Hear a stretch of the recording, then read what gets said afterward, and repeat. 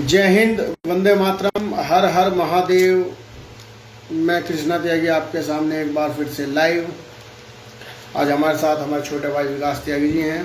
जय श्री राम सभी को। भाई हमारे साथ गौरव त्यागी, आप भी जय श्री राम जी। जय श्री राम। और आज का विषय है साथियों, जो बिहार में मदरसा फटा, बम बनाते हुए जो मदरसा फटा, बम ब्लास्ट हुआ, आपने देखा होगा। ऐसे ही बम ब्लास्ट उत्तर प्रदेश में भी कई बार हो चुके हैं, जगह जगह पर हो चुके हैं, दिल्ली में भी हुए हैं और अन्य अन्य जगह पर अन्य अन्य समय पर ये होते रहते हैं। तो ये बिल्कुल भी हल्के लेने वाली बात नहीं है। पहली बात तो ये हल्के में नहीं ले सकते हम इस बात को कि जहां भी देखो मदरसे में ही बम क्यों फटते हैं, है ना। मदरसे में ही ऐसा क्या सिखाया जाता है, क्या प्रशिक्षण अपने उन नौजवानों को दिया जाता है कि समय समय पर हमें ये घटनाएं सुनने को मिलती हैं कि फलानी जगह बम फटा, वहां मौलवी मर गया, फलानी जगह बम फटा, वहां ये मर गया। मतलब ये सुनने को हमें मिलता रहता है। और ये बम बनाने की प्रक्रिया बच्चों को सिखाई क्यों जा रही है, इस पर अंकुश क्यों नहीं लगाया जा रहा और ये हो क्यों रहा है इस हिंदुस्तान में, ये पूछना चाहता हूं इस वीडियो के माध्यम से मैं सरकारों से। और मैं केंद्र सरकार से और राज्यों की सभी सरकारों से एक निवेदन करना चाहूंगा। खासकर अपने उत्तर प्रदेश के योगी आदित्यनाथ जी से मैं रिक्वेस्ट करना चाहूंगा, इस लाइव के माध्यम से प्रशासन से कहना चाहूंगा कि जितने भी उत्तर प्रदेश के अंदर मदरसे हैं, उन मदरसों की इस समय जांच करनी चाहिए। जैसे बिहार में अभी सुनने को मिला कि भाई एक मौलवी मारा गया बम फटने से और कई लोग घायल हो गए, और वो बम की तीव्रता इतनी थी कि आसपास के जो लोग थे, आसपास के जो घर थे, उनमें भी एक इतना बड़ा मतलब कंपन पैदा हुआ कि वो लोग भी घबरा गए, वो लोग भी घर छोड़ छोड़ के भागने लगे। ऐसा हमें देखने को मिला। अभी जो हाल ही में घटना हुई है 3 दिन पहले, जो बिहार में बम फटा है, मदरसे के अंदर बम फटा है। तो ये मैं पूछना चाहता हूं, मदरसे में ऐसी कौन सी शिक्षा दी जाती है बालकों को कि वहां बम प्रक्रिया सिखाई जाती है क्या? वो बम बनाने की फैक्ट्री चलाई जाती है क्या? इन मदरसों की जांच क्यों नहीं हो रही?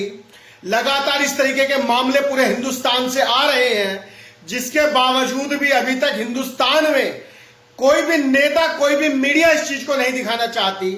ऐसा क्यों है कि हर बार इस चीज को दबाने की कोशिश की जाती है? अभी आपने देखा होगा जो बिहार में बम फटा, उसका कहीं जिक्र नहीं है, राष्ट्रीय मीडिया में कहीं दिखाया नहीं गया, उस पर सवालिया निशान नहीं उठाए गए। अगर हालांकि किसी मंदिर में कट्टा भी पाया जाता, अगर किसी मंदिर में केवल एक कट्टा भी पाया जाता, एक गोली भी पाई जाती है, तो पूरे मंदिर की जांच के लिए प्रशासन बैठ जाता है, जांच बैठ जाती है। पर हमें इसके उलट देखने को मिलता है कि मदरसे के अंदर बम फट जाता है, लोग मारे जाते हैं, लोग घायल हो जाते हैं।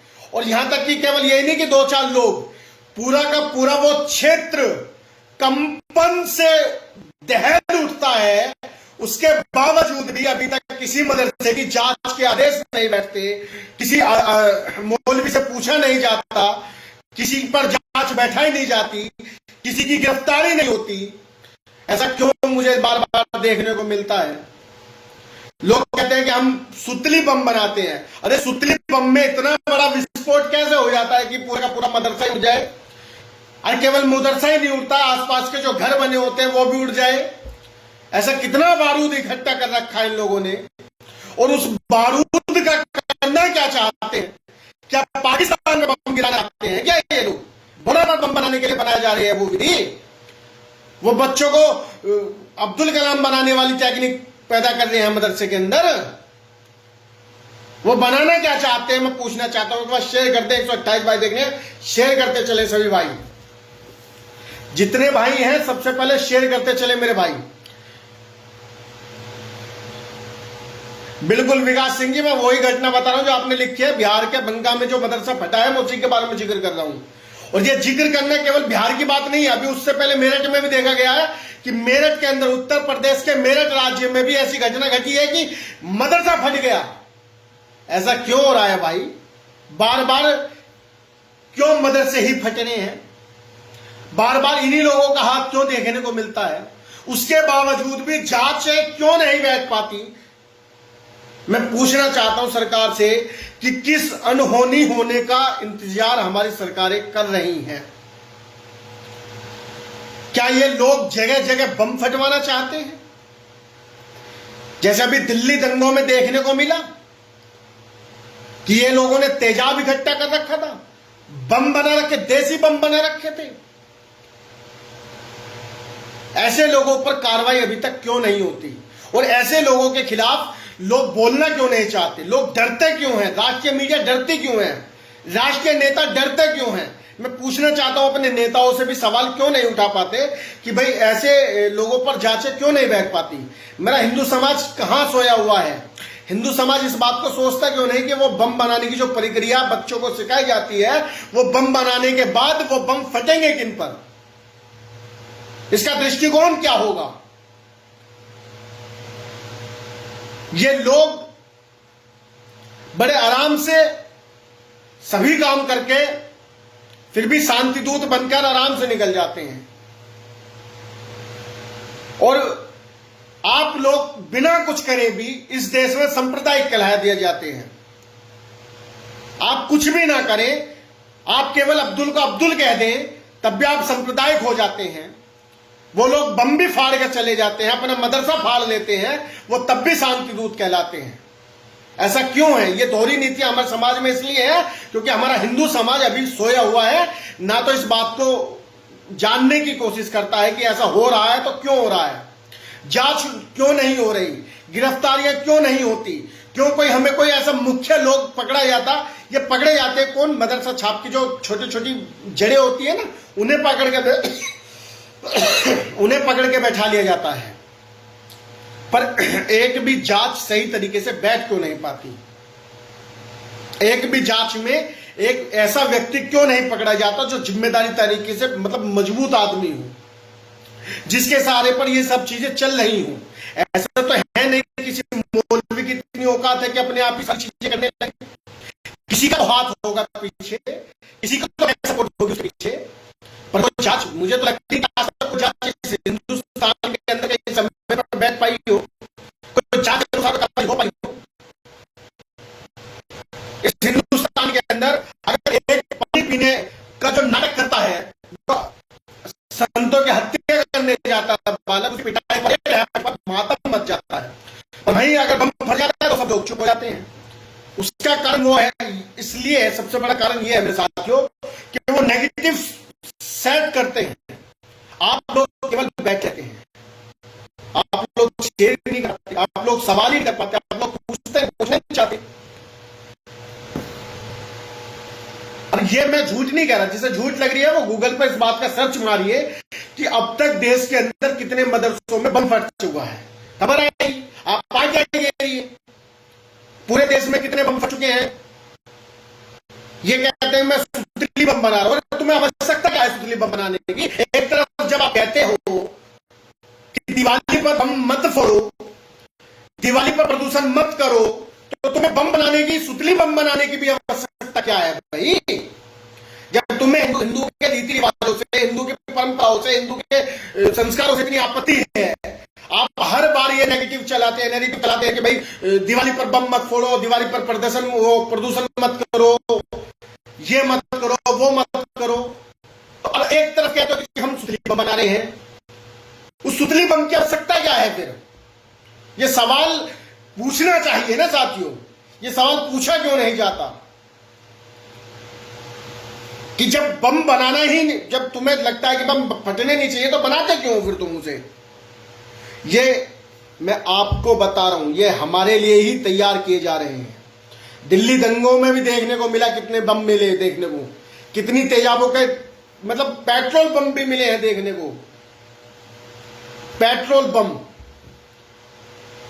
और कितनी जगह ऐसे बम फटकर कई दिन मदरसे पढ़ते हैं, तब हमें पता लगता है भाई इतने मदरसे में बच्चों इतने बड़े बड़े कांड हो रहे हैं।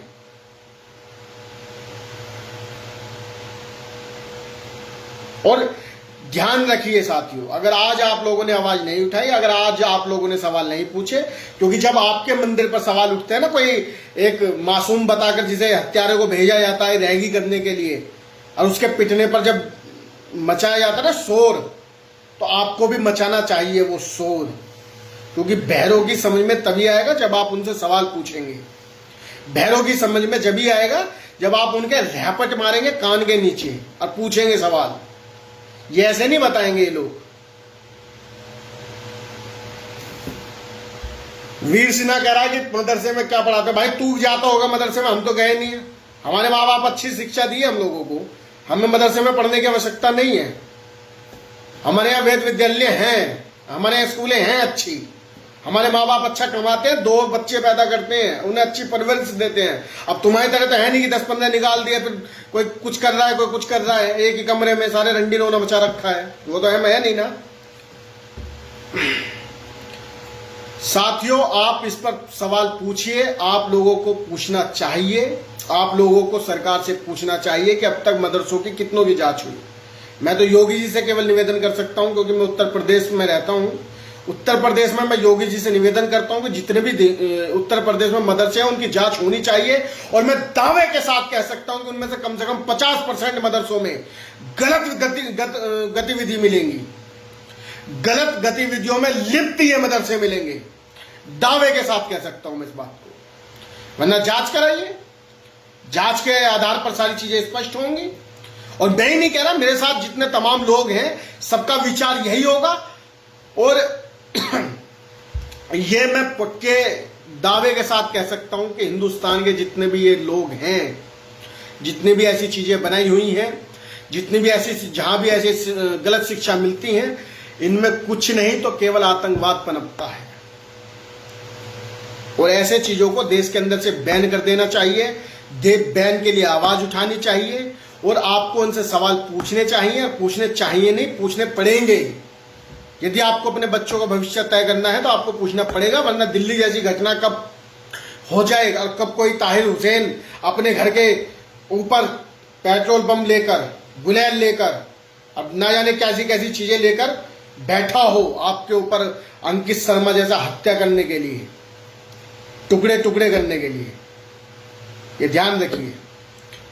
जय हिंद, वंदे मातरम, हर हर महादेव। जितने मेरे साथी देख रहे हैं वीडियो को शेयर कीजिएगा, जुड़े रहिएगा। जय हिंद।